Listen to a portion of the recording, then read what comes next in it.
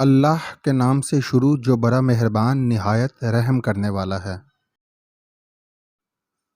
عروج میں اگر نظریں نیچی اور لہجہ نرم ہو تو زوال میں کم تکلیف ہوتی ہے۔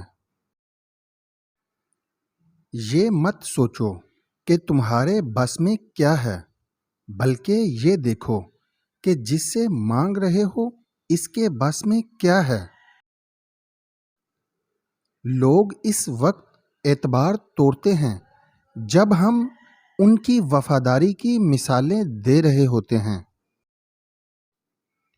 جن کے لیے ہم اپنی ذات بھی زمین پر بچھا دیتے ہیں۔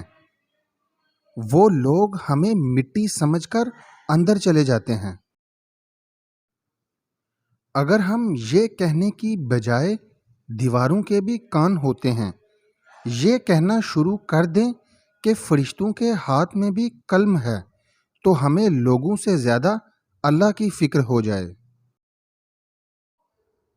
اگر آپ تکلیف میں ہیں تو لوگوں سے اپنے حالات پوشیدہ رکھیں، اگر آسانی میں سے گزر رہے ہیں تو لوگوں کو اس میں شریک کریں۔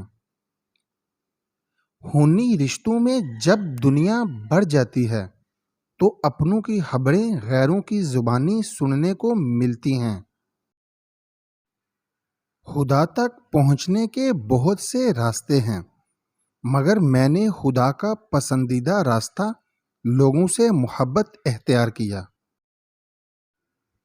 آپ جن کے لیے تکلیف کے پہاڑ اٹھا لیتے ہیں، وہ آپ کے لیے ذرا برابر بوجھ اٹھانا بھی گوارا نہیں کرتے۔